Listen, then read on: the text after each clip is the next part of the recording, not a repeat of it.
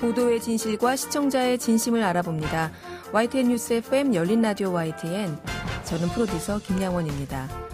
제노포비아라고 들어보셨습니까? 외국인 혐오 현상을 일컫는 말인데요. 중국에서 발생한 신종 코로나 바이러스로 인해 중국과 중국인에 대한 혐오와 차별적 언행이 확산되고 있습니다. 해외 일부 식당에서는 중국인 출입을 거절하는 한편 호텔 예약을 아예 받지 않는 곳도 있다고 하는데요. 언론 또한 이런 혐오를 부추기고 있습니다. 확산되는 건 병증인데 바이러스가 아닌 그 지역에 사는 사람에 초점을 맞추는 이런 자극적이고 충격적인 기사들, 잠시 후 미디어 비평에서 함께 점검해 보겠습니다. 2월 1일 토요일 순서 바로 시작하죠.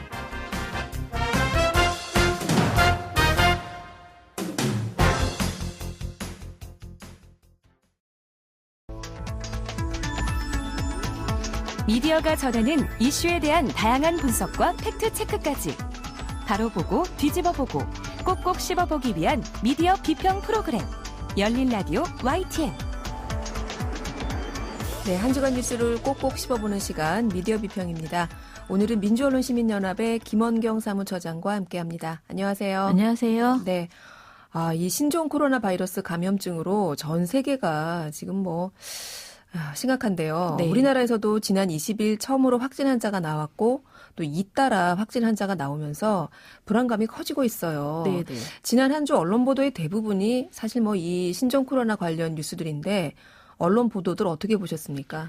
언론 보도가 문제가 굉장히 많습니다. 이제 거의 이런 경우에 이제 우리가 재난보도라고 그 재난보도 그렇죠. 준칙에 이제 준해서 해야 되는데요.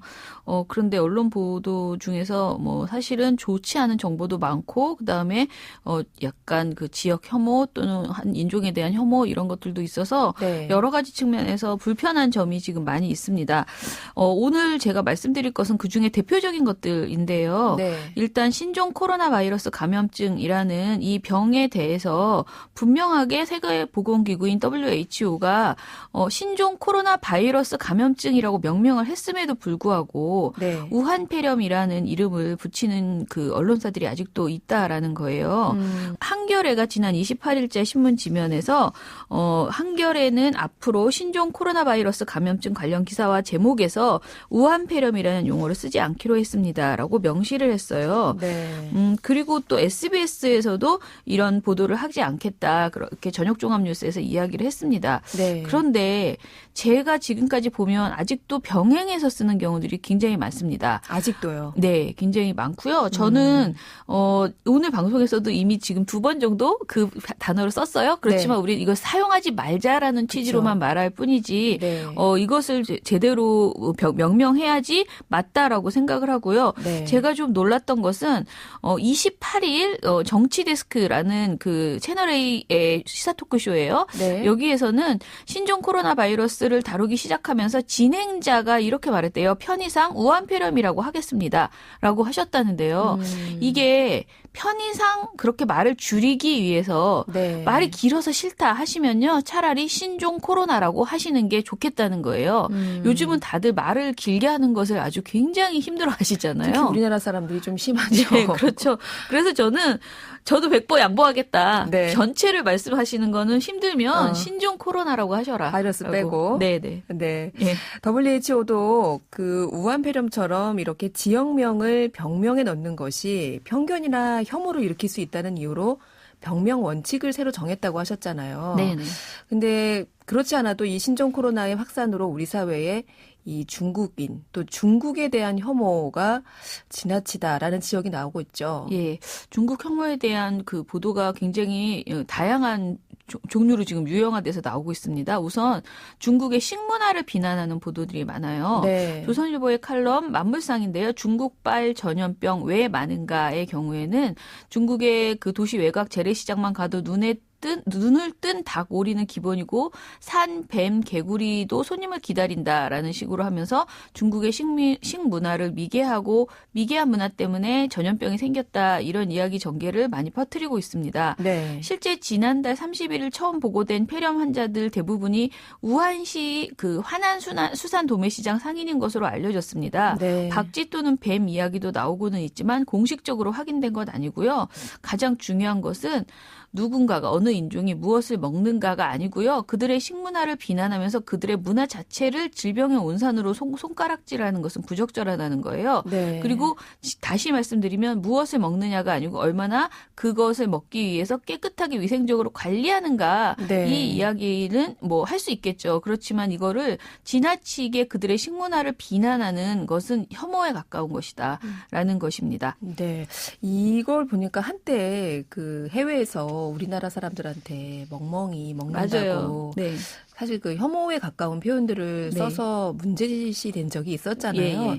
그것과 비슷한 양상이 아닌가 이런 생각도 드는데 네. 무엇보다 가장 논란이 뜨거웠던 거는 이 중국인들에 대한 입국 금지를 해야 되는 게 아니냐. 예. 이런 내용이었죠. 예, 우한 사람 몇천 명이 한국에 왔다는 사실과 다른 이야기들이 나오기도 했는데요. 이건 중국 내 지도 앱 사용자들의 동선을 분석한 데이터였는데 6천 명 정도가 우리나라에 입국한 것으로 이 앱은 분석을 했습니다.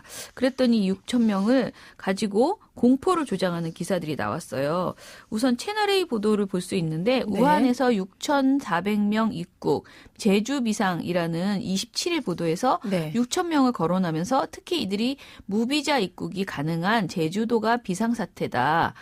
제주 시민들의 불안감을 전해드립니다라고 보도를 했습니다. 하지만 이들이 제주도로 갔는지 아닌지는 전혀 확인된 바가 없고요. 네. 이런 보도로 인해서 괜한 중국인에 대한 공포를 심어줄 수 있었습니다. 또 더 큰 문제는 제주공항 입국장에 있는 중국에서 온 단체 관광객을 찍어서 보도했는데요. 이들이 우한시에서 왔는지 전혀 확인할 수 없습니다. 그런데 채널A는 공항 입국장이 마스크를 쓴 사람들로 가득합니다. 중국에서 온 단체 관광객들입니다. 제주도는 다른 지역과 달리 비자가 없어도 중국인 입국을 허용하다 보니 지난해 제주를 찾은 외국인 관광객 3명 중 2명이 중국인이었습니다. 이렇게 보도를 했어요. 근데 이 보도를 전체를 보면은 중국인에 대한 어떤 공포심을 부추기는 그런 보도로 보일 수밖에 없었고요. 특히 사실 그 화면에 보인 이 단체 관광객들은 감염병과는 아무 상관도 없는 사람들입니다. 그런데 중국인들은 일반화해서 모조리 전염병을 옮기고 다니는 사람이라고 낙인 찍는 그런 보도 행태라고 볼 수 있습니다. 이게 사실이라면 이건 좀 심각한 것 같아요. 네. 일반 관광객들을 네. 마치 뭐 그 신종 코로나에 뭐 잠재적인 그런 감염병에 걸린 분들처럼 네. 이렇게 화면에 비추면서 보도한 것은 좀 심각한 문제가 있어 보이고요. 네. 또 이런 보도도 있더라고요. 중국인들이 신종 코로나 치료를 위해서 우리나라를 찾는다. 네. 네. 그 이제 한국이 치료를 무료로 해준다라는 식의 내용까지 겹쳐지면서 이게 더 논란이 됐는데요. 네. SBS 주영진의 뉴스브리핑 1월 21일 방송에서 중국에 거주하고 있는 시민과 전화 연결을 했거든요. 네. 근데 이 중국에 거주하는 한국 시민이 이런 이야기를 하신 거예요. 근데 그 사람들이 폐렴 환자 얘기가 나오니까 하는 말이 자기들은 문제 없다는 거예요. 왜냐하면 한국이 너무 가까운데 비행기 값만 내면 한국 가서 다 치료가 가능한데 중국에 왜 있냐는 거예요. 네. 라고 이분이 말을 했어요.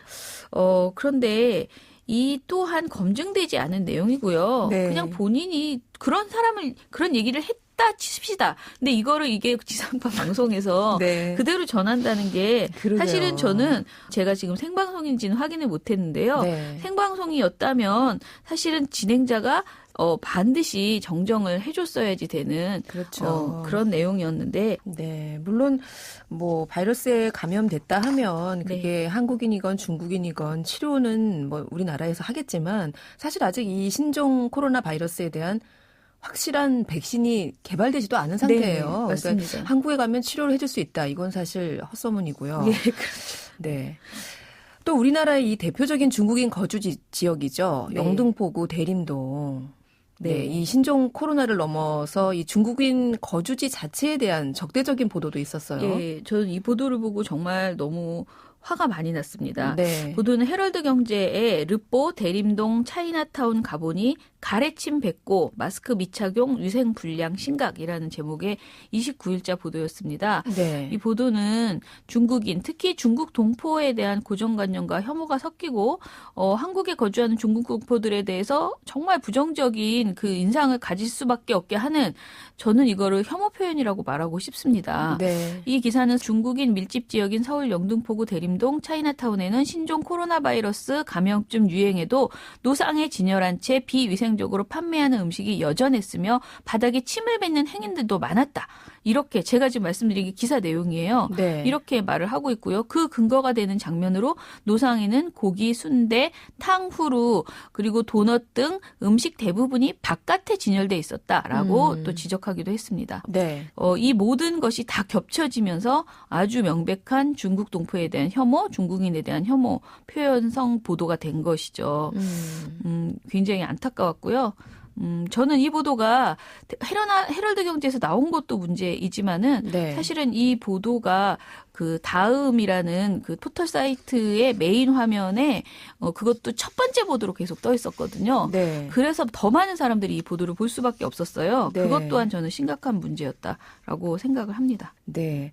이게 다음 포털 메인에 네. 계속 노출이 됐어요. 네. 네. 이거는 좀 어떻게 걸러질 수 있지 않았나 이런 생각도 좀 드는데. 네, 저도 이게 참 안타까운데요. 네. 그 다음 뉴스를 들어가 보면은요, 네. 거기 어떻게 설명이 돼 있냐면, 우리는 실시간 이용자 반응형 콘텐츠 추천 시스템인 루빅스를 통해서 제공하고 있다라고 말하고 있어요. 네. 이게 이용자의 취향을 고려해서 이용자별 맞춤형 콘텐츠를 자동으로 추천하는 일종의 알고리즘, 그러니까 자동으로 되는 거예요. 사람이 네네. 배치하는 게 아니라는 건데요. 네. 이렇게 알고리즘을 통한 뉴스 배열 시스템은 다음과 네이버 모두 사용하고 있습니다. 그래서 무엇을 우리가 지적을 하면 이거는 알고리즘으로 된 거지 사람이 의도적으로 조작해서 이런 것이 배치된 것이 아니다라는 겁니다. 그런데 문제는요. 그러면 기계가 하면 모든 것이 용서가 되는가라는 의문을 저는 네. 제기할 수밖에 없는데요. 이렇게 노골적인 혐오 보도가 그 포털 그 뉴스의 첫 화면에 그것도 톱보도로 사진까지 집어넣어서 배치되는 상황이 벌어지고 그것이 1시간 이상 최소한 낮 시간에 제가 보기에는 1시간 이상 계속 배치돼 있었거든요. 그럼 아마 엄청난 조회수와 또 댓글이 달렸을 거예요. 네. 실제로 이 기사 댓글에 굉장히 그 혐오 표현성 댓글도 많이 달려 있어요. 네. 굉장히 정말 불행한 뉴스였거든요. 그런데 네.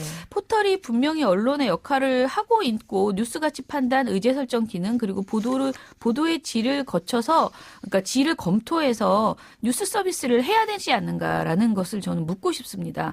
포털 뉴스 서비스로 인해서 사회적인 논쟁이 발생할 때마다 포털은 늘 그 부분에서 나는 손을 떼겠다, 이 사업을 안 하겠다, 또는 지금처럼 우리는 알고리즘을 통해서 뉴스를 제공하겠다 네. 이렇게 말을 하고 있는데요. 지금같이 계속 문제가 해결되지 못한다면은 저는 정말 포털이 뉴스 서비스를 하지 말아야 된다. 그리고 우리 국민들이 정말 포털 거부 운동에 나서야 된다라는 생각도 합니다. 네. 보다 구체적이고 실효성 있는 포털의 대안이 나와야지 된다. 특히 최근에 그 이슬람의 그 이슬람 난민이 붉은 수돗물을 저질렀을 것이다라는 기사 그것도 네이버에 그대로 떴었거든요. 네. 그래서 이런 식의 혐오 표현성 보도는요. 혐오 범죄가 벌어질 수 있는 굉장히 위험한 흉기가 될 수 있어요. 그렇죠. 그래서 그런 보도들을 좀 빠르게 걸러낼 수 있는 장치를 포털은 반드시 만들어야 돼요. 글쎄요. 그게 없다면 뉴스 서비스를 하지 말아야 됩니다. 네. 네. 손을 떼겠다, 안 하겠다가 다가 아니라 그러면 그걸 걸러내는 알고리즘을 그럼 만들어라. 네.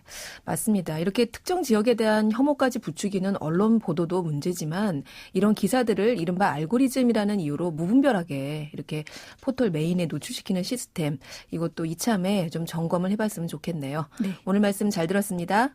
감사합니다. 네, 지금까지 민주언론시민연합의 김원경 사무처장이었습니다. 열린 라디오 YTN에서는 시청자 여러분의 목소리를 듣습니다. YTN 뉴스 FM에 대한 다양한 의견과 애정어린 비판을 직접 달려가서 들어보는 열린 마이크. 참여 신청과 의견은 유료 문자 샵 0945, 우물정 0945나 YTN 라디오 프로그램 열린 라디오 YTN 게시판을 통해 남겨주세요. 네, YTN 라디오의 진정한 서포터즈, 애청자 여러분의 목소리를 들어보는 시간이죠. 열린 마이크. 오늘도 김리온 리포터와 함께합니다. 안녕하세요. 네, 안녕하세요. 네, 오늘은 어떤 애청자분을 만나고 오셨습니까? 네, 이번 주에는 제가 의정부에 거주하시는 김혜진 님을 만나 뵙고 왔는데요. 혹시 여러분들은 아침에 일어날 때 어떻게 일어나시나요? 저요? 네. 네. 저는 보통 핸드폰에 알람 맞춰놓고 그렇게 일어나요. 그렇죠. 보통은 이 알람을 맞춰놓고 알람 소리로 아침잠을 깨우시잖아요. 네, 근데 그것도 부족해서 시계도 맞춰놓습니다. 깰까봐. 그렇죠. 그게 이제 일반적인데요. 그런데 혜진님은 라디오로 아침잠을 깨우신다고 합니다. 그만큼 이 아침에 눈을 떠서 하루를 맞이하는 그 순간부터 라디오와 함께하고 계신 분이었는데요. 먼저 네. 혜진님의 본인 소개 들어보시죠. 안녕하세요. 저는 의정부 사는 직장인 1년차 91년생 김혜진입니다. 아침에 일어날 때 알람으로 대부분 사람들이 일어나는데 저는 라디오 알람 기능을 이용해서 일어났는데 왜냐하면 알람은 1분 뒤에 꺼지지만 라디오 알람은 계속 방송을 하기 때문에 꺼지지 않는 장점이 있어서 라디오 알람을 설정해놨어요. 91년생 김혜진님. 네. 네, 반갑습니다. 일반 핸드폰 알람 같은 경우에는 일정 시간 울리다가 자동으로 이제 꺼지는데 라디오 알람은 꺼지지 않아서 그런 기능 몰랐습니다. 네, 이게 사실 타 방송사의 라디오 어플 기능인데 네. 핸드폰을 보통 옆에 두고 자잖아요. 네. 그럼 계속 사람 말소리가 들리는 거죠. 그래서 계속 꺼지지 않으니까 이런 효과로 일어나고 계셨는데 또 한편 혜진님은 말씀 이게 들으셨다시피 1년 전에 취직을 하셔서 네. 현재 1년 차인 회사원이셨는데요. 네. 그럼에도 주말마다 혹은 퇴근하고 틈틈이 이 취업 공부를 하고 계셨습니다. 취직을 하셨는데 또 취업 공부를 하세요? 네, 또 하고 계셨는데요. 어떤 사연인지 한번 들어보겠습니다. 주말에 주로 카페 가서 공부를 하는데 공부를 하는 이유는 지금 일하고 있는 회사가 남들이 다 부러워하는 그런 공공기관인데 계약 조건이 공무직이라서 정규직 공채 시험을 준비하려고 이제 틈틈이 공부를 하고 있습니다. 업무를 할 때 단순 업무를 주로 시키고 새로운 업무를 할 기회가 없고 그러다 보니까 이제 다른 좋은 공공기관이나 정규직 형태로 다시 취업을 하고 싶은 마음이 있습니다. 네. 좀 듣고 보니까 조금 씁쓸한데요. 네. 네. 좋은데 취직했다고 남들은 부러워할지 모르겠지만 네. 사실 나 계약직이어서 반복적이고 단순 업무만 해서 보다 나은 조건의 정규직으로 네. 이직을 하시려고 취직한 이후에도 이렇게 또 취업 관련한 공부를 하고 계시는군요. 네, 맞습니다. 한편 혜진님은 집에서 회사까지 1시간 반가량 이제 출퇴근 시간이 걸립니다. 머네요. 의정부에서 서울까지. 네. 그래서 이 시간 동안 라디오를 듣고 계셨는데요. 그때 또 저희 라디오를 듣고 계셨습니다. 그 이유도 분명했는데요. 무엇인지 이어서 들어보겠습니다. YTN이 뉴스 전문 채널이니까 그냥 고민 없이 더 많은 정보를 줄 거라고 생각하고 YTN 듣는 것 같아요. 뉴스에 관심이 가게 된 계기는 공무원 공부를 했을 때가 계기인데 왜냐하면 공무원 공부를 하면서 법 과목을 공부하다 보니까 그 법이라는 것 자체가 이제 정치와 되게 연관이 많더라고요. 그래서 뉴스가 더 재밌고 이해도 잘 되고 그리고 그게 우리의 삶이랑 직접적인 연관이 있다고 이제 느끼니까 뉴스를 더 매일매일 챙겨보게 되는 것 같아요. 정말 그 이유가 확실하신데요. 네. 뉴스 전문 채널이라 YTN 라디오를 고민 없이 선택했다. 네. 그리고 과거에 이제 공무원 임용 시험을 아마 준비하셨던 모양이죠. 맞습니다. 혜진님은 이 어플리케이션으로 저희 방송을 많이 들으시는데 그렇죠. 사실 요즘 뭐 자가용을 네. 이용하시는 청취자분이 아니시라면 그렇죠. 대부분 휴대전화로 많이 라디오를 들으세요. 네, 맞습니다. 그런데 이 어플리케이션에 대한 지적이 많으셨는데 들어보시죠. 바란 점 라디오 어플이 좀 많이 개선됐으면 좋겠는데 예를 들면 원하는 시간대 방송을 딱 들을 수 있는 자동 실행 설정해주는 뭐 알람 기능 같은 거나 좋았던 방송이나 아니면 좀 있다가 다시 또 듣고 싶은 그런 거를 저장해둘 수 있는 기능? 뭐 이런 것도 있으면 좋을 것 같아요. 어플이 좀 더 리뉴얼돼서 사람들이 쉽게 더 YTN 라디오를 들을 수 있으면 좋을 것 같아요. YTN 라디오 화이팅! 네. 이 91년생의 우리 김혜진님 이런 애청자분을 저희가 꽉 잡으려면 네. 어플을. 네, 앱을 빨리 리뉴얼해야 할 것 같은데요. 네. 안 그래도 저희가 지금 앱 리뉴얼 작업 중이고요.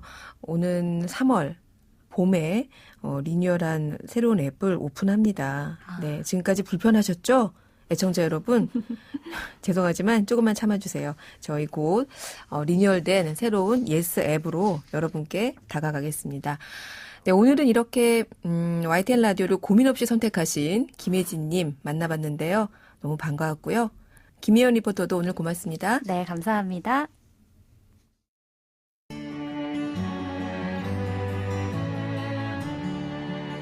더불어 사는 세상, 함께 살아가기 위한 공동체의 가치와 나눔의 의미를 생각해봅니다. 열린 라디오 YTN. 어느 사회든 주축, 중심축이 되어야 할 청년 세대. 하지만 정작 청년들이 앞장을 서자니 늘 먹고 사는 일에 콧받들이고 하루하루가 사는데 급급하다고 하는데요. 열린 라디오 YTN에서는 대한민국 청년들의 먹고 사는 문제, 그리고 먹고만 살아서는 안 되는 문제에 대해서 이야기 나눠보고 있죠. 청년의 먹고 사니즘. 최근 국회에서 청년 기본법이 통과됐습니다. 청년 기본법, 무엇을 규정하고 있고 앞으로 어떤 변화를 가져올까요? 오늘 함께 이야기 나눠보는 시간 마련했습니다. 청년 유니온의 장지혜 기획팀장 나오셨습니다. 안녕하세요. 네, 안녕하세요. 청년 유니온 기획팀장 장지혜입니다. 네, 어서 오십시오. 반갑습니다. 지난 1월 9일에 국회 본회의에서 의결된 청년 기본법, 일단 시행은 오는 7월부터예요. 이 청년 기본법 무엇인지 좀 설명 부탁드릴까요? 이게 이름 자체가 기본법이다 보니까 어떤 네. 직접적인 정책 실행이라기보다는 네. 그 실행과 논의를 하기 위한 토대가 되는 법률이라고 봐주시면 될 것 같은데요. 그래서 어떤 정책과 관련해서 청년 당사자의 참여 기반을 마련하고 또 지방정부 차원에서 시도되어 온 여러 가지 청년 정책들을 중앙정부 차원에서 법적 근거를 마련하는 법이기도 합니다. 그렇군요. 사실 청년이라 하면 저희가 이 프로그램에서도 다뤘는데 청년의 기준 자체가 참 제각각 다르더라고요. 네네. 네. 근데 이번 청년 기본법에서 정의하는 청년이란 대체 몇 살부터 몇 살까지입니까? 그 청년 기본법 자체에서 명시하고 있는 청년은 19세 이상 34세 이하이고요. 네. 그런데 거기 이제 다만 해서 단서 규정이 붙어 있는데 네. 이거는 기초적인 연령 범위에 대한 정의이고 또 세부 정책에 따라서는 달라질 수 있다고 거기서도 정하고 있습니다. 네. 청년이 그럼 30대까지냐 아니면 일부 정치권에서 얘기하듯이 40대 중반까지도 들어가야 되느냐. 네, 여러 가지 얘기가 있었는데 일단 19세 이상 그리고 34살, 34세 이하를 청년 기본법에서는 청년으로 규정을 하고 있습니다. 청년 기본법에 구체적인 내용이 있다면 좀 소개해 주실 수 있을까요? 기본 계획을 수립하는 것, 그리고 이번에 구성되는 위원회, 그리고 국가와 지자체 정책 설정의 부분에 대해서 세 가지로 좀 나눠서 말씀을 드리려고 하는데요. 네. 첫 번째는 어떤 기본 계획이라는 거를 국무총리가 5년마다 수립하고 시행하도록 하고 있어요. 그리고 또 관계 중앙행정기관과 시도지사가 연도별로 시행 계획을 수립 시행하도록 하고 있습니다. 네. 그래서 그 시행 계획 역시 중앙행정기관과 시도지사의 시행 계획을 국무총리가 분석하고 평가하도록 하고 있습니다. 이렇게 되면은 국무총리가 청년 정책에서 컨트롤 타워 역할을 할 수 있게 되었다고 볼 수 있는데요. 네. 그간은 청년 정책 관련해서 각 부서마다 개별적으로 청년 정책을 내고 수행을 하고 있었어요. 네. 그런데 이제 그렇게 해서 뭐 N개의 정책이 모이게 되면 청년을 위한 정책이 되느냐 하면은 약간 회의적으로 볼 수 있거든요. 왜냐하면 너무나 제각각이기 때문에. 네. 그래서 이번에 청년 기본법에서는 이런 각 부처에서 내는 개별적 정책들에 대해서 이제 좀 더 통합적으로 청년 기본법에서 중심을 잡을 수 있는 근거를 마련했다고 볼 수 있을 것 같습니다. 맞습니다. 이게 국무총리가 청년 정책의 컨트롤 타워 역할을 할 수 있게 됐다는 것 자체가 좀 의의가 있는 거죠. 네네네. 네. 왜냐하면 이 청년 정책뿐만 아니라 이 모든 정책을 각 부처에서 그 주관하고 계획을 세우고 실행하도록 되어 있는데 이게 사실은 각 부처마다 서로의 입장이 다르고요. 또 네네. 포커스가 다르기 때문에 이게 다 각기 다른 것들이 나오게 아까 N개라고 표현하셨는데 정말 참 제각각의 내용들이 나오게 되는데 이거를 컨트롤 타워가 있는 것과 없는 것이 어떤 정책을 추진하는 데 있어서 정말 중추 역할을 하느냐, 어떤 방향 설정이 제대로 되느냐에서는 굉장히 중요하다고 전문가들이 평가를 하더라고요. 그래서 이번 청년 기본법이 이렇게 국무총리 주관하에 하게 된 것은 좀 의의가 있지 않느냐. 네, 그렇게 네. 생각하고 있습니다. 네. 다음은 이 국무총리 소속의 청년 정책 조정위원회를 두도록 했죠. 네, 맞습니다. 그래서 청년 정책에 관한 사항을 심의 조정하기 위해서 국무총리 소속으로 청년정책조정위원회를 두고 또 여기서 위원장은 국무총리, 그리고 위원은 관계부처 장관 및 협의체가 추천하는 지자체장, 그리고 또 청년을 대표하는 사람 등으로 구성하도록 법에서 정하고 있습니다. 네. 그런데 여기서 조금 말씀드리고 싶은 건 이 청년정책조정위원회에 이제 대부분의 장관들이 참석하도록 되어 있어요. 거기 네. 이제 법령을 실제로 보면 네. 고용노동부, 여가부, 여러 가지 장관들이 다 참석을 하시도록 되어 있어서 네. 그래서 이런 회의체가 조금 실제로 청년 당사자의 목소리가 반영되는데 한계가 있을 수도 있지 않을까. 그래서 이런 부분들은 좀 보완해가면서 회의체를 운영해야 하지 않을까 하는 말씀을 드리고 싶습니다. 그러네요. 사실 이게 청년들이 아까 우리가 34세 미만 이하라고 얘기를 했는데 이 장관님들은 이제 50대, 60대, 심지어 70대 연세가 많으신 분들이 주로 하시잖아요. 이분들이 과연 아들, 딸뻘, 심지어 손주뻘 되는 이런 청년들의 목소리를 제대로 담아주실 수 있을까? 이 부분은 조금 앞으로 법을 실행해 나가는 데 있어서 조금 보완이 됐으면 하네요. 네. 아무래도 근데 이번 청년 기본법의 가장 큰 의의라고 한다면 우리나라에 있어서 청년 관련 어떤 법이 처음으로 법제화됐다. 이 부분 아닐까요? 이렇게 통합적인 법은 사실은 처음인 것 같아요. 그동안 이제 청년과 관련된 법이라고 하면 청년 고용촉진 특별법이 있었어요. 그런데 이 내용에서도 드러나듯이 취업 그리고 고용 촉진의 측면에서 청년을 바라보고 또 청년이 겪는 문제를 해결하려고 했던 그런 법인데요. 이제 나아가서 이제 청년 기본법이 제정이 되면 이 법에서 다루고 있는 것은 단순히 어떤 고용의 측면뿐만이 아니라 주거, 교육, 부채 등 다양한 방면에서 청년의 삶을 좀 이해하고 해결책을 찾아나가려고 하는 법인데요. 네. 그렇기 때문에 청년 당사자가 참여할 수 있도록 제도적으로 그 길을 열었다는 것에 대해서 대단히 의미가 있다고 생각을 합니다. 네. 그렇습니다. 지금까지는 우리나라의 청년 정책이라 하면 취업하는 거, 일자리를 찾는 부분에 많이 포커스가 맞춰져 있었고요. 최근에는 이제 청년 세대들의 집 문제, 워낙 저희가 부동산 값이 천정부지로 오르다 보니까 그 주거 문제에도 슬슬 관심을 갖기 시작했죠. 그런데 우리 팀장님 말씀 들어보면 이번 청년 기본법을 통해서 교육 그리고 부채, 사실은 빚이 이 청년들한테도 가장 큰 고민인가 봐요. 그렇죠. 이제 학자금 문제로 대표가 되는데 이 부채 문제가 해결되지 않고서는 사실은 이제 고용 문제만 다룬다고 해서 해결될 수 있는 문제는 아니라서요. 그렇습니다. 자, 여기까지가 이제 청년 기본법에 대한 내용이었어요. 자, 그럼 앞으로는 이 기본법을 모태로 해서 어떤 부분들이 청년 정책에 있어서 좀 담아져야 하는가에 대한 부분들을 좀 이야기 나눠볼 텐데요. 먼저 소득 얘기를 해보고 싶어요. 일부 지자체에서는 뭐 기본소득, 또 어떤 곳에서는 청년 수당이라는 이름으로 표현이 되고 있던데 어떻게 생각하세요? 지금 서울시에서도 이제 서울시 청년수당 이름으로 하고 있는 것이 있고 중앙정부 고용노동부에서도 구직활동지원금이라고 해서 이제 실업부조를 이제 하고 있는데요.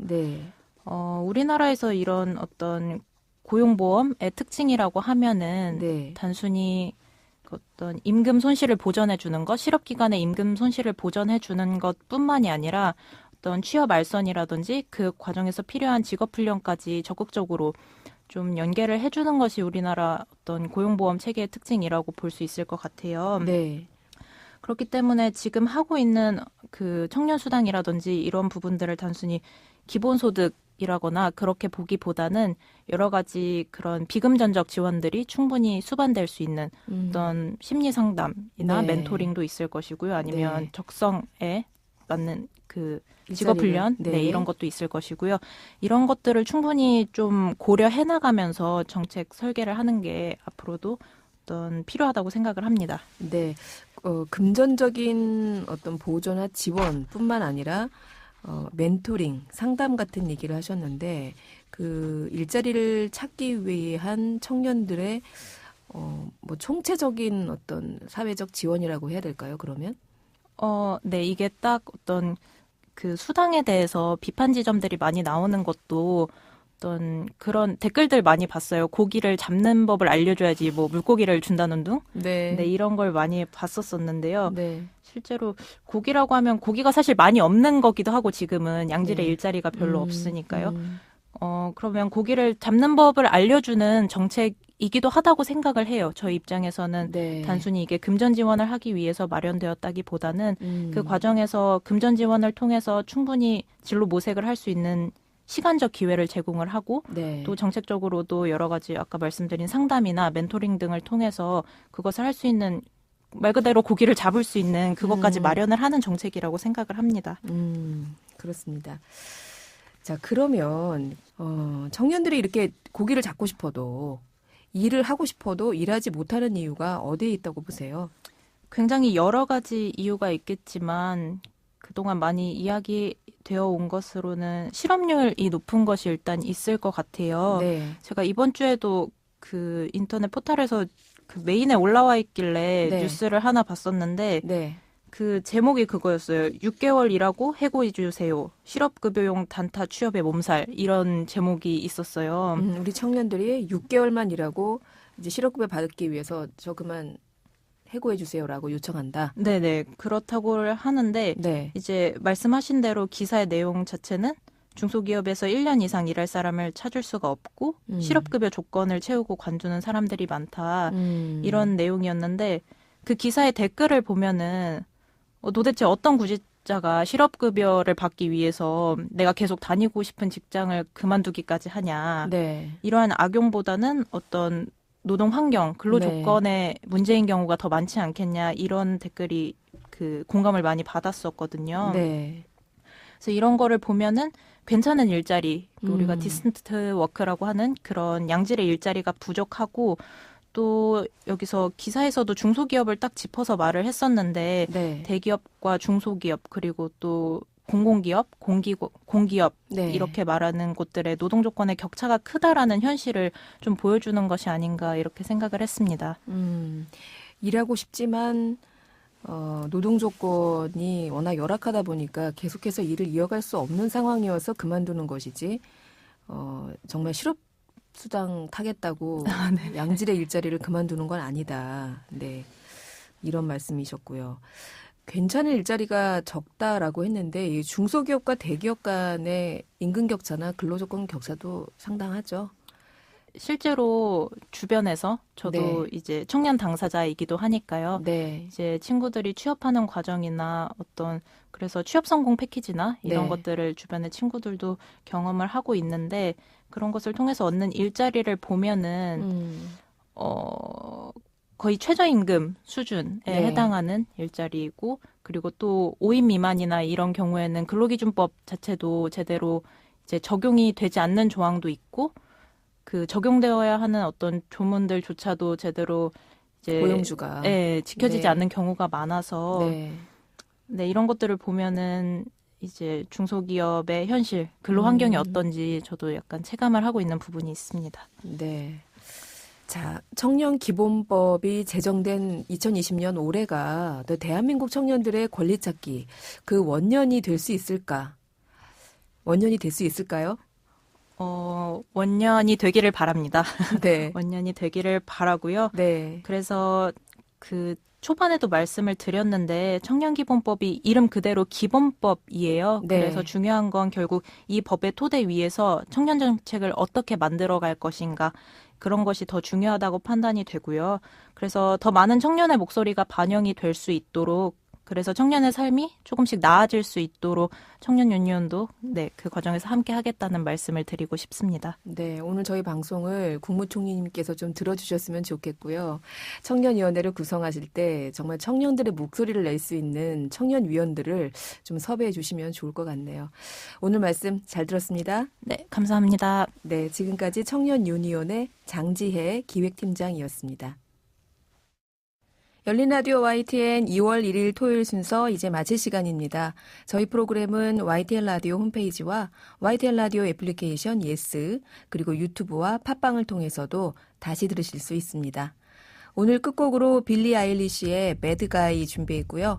저는 일요일인 내일 저녁 8시 20분에 다시 돌아오겠습니다. 지금까지 김양원이었습니다. 고맙습니다. White shirt, now red, my bloody nose sleeping. You're on your tippy toes, creeping around like no one knows. Think you're so criminal. Bruises on both my knees for you. Don't say thank you.